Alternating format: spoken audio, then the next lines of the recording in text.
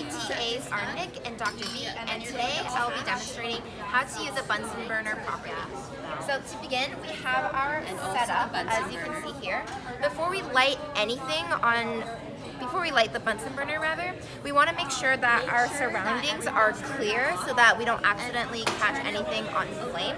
And we also want to make sure that our beaker is clear of any cracks. So because if we heat a cracked beaker, that could potentially lead to the rest of the beaker shattering. So for the apparatus, we have our first ring stand that is about the width of 2 fingers above the top of the Bunsen burner. We then have our wire gauze on top of our first ring. And then our second ring is about 2/3 the height of the beaker above the first ring. So now that we have gone over our apparatus, I'll be demonstrating how to actually use the Bunsen burner. So first, we also want to make sure that the gas flow regulator dial and the air intake valve are also completely shut, which I have done so already. There we go. Next, we're going to take the hose and attach one end to the Bunsen burner. We want to make sure that the inner cone, and then the other end of the hose will be into the gas supply valve. we also want to make sure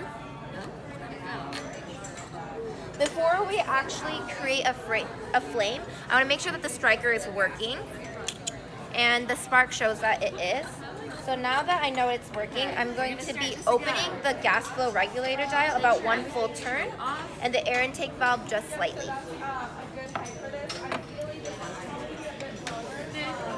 Also going to be placing my beaker on top of the wiring. So I opened the gas flow regulator dial and the air intake valve, and I'm going to be now switching on the gas supply valve. I wasn't trying to. I was trying to adjust the air intake valve. Because I couldn't light the flame in 10 seconds, I'm going to turn the gas supply valve off and try again.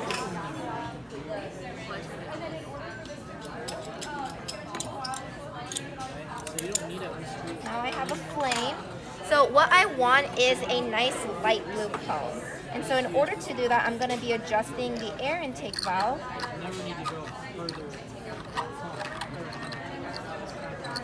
So we get a nice blue cone. And as you can see the light blue cone now. And we don't want too much of the orange. And then I'm going to be moving the Bunsen burner underneath my solution. And the ideal height of the flame is where the light blue inner cone is just below the wire gauze.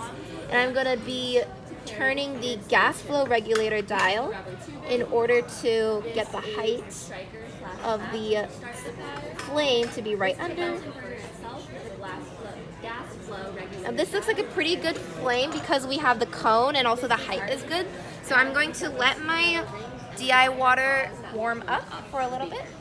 In order to set up the apparatus, make sure the first ring And then is a couple of centimeters above. I think that I've heated my DI water enough, so I'm going to be shutting the gas supply valve off. I'm going to be moving the Bunsen burner, That everything is turned off. and I'm going to be using beaker tongs in order to take my DI water beaker and place it there. And then to disassemble the Bunsen burner, I'm going to first take off the hose. And this is how you properly use the Bunsen burner to heat up a DI water solution.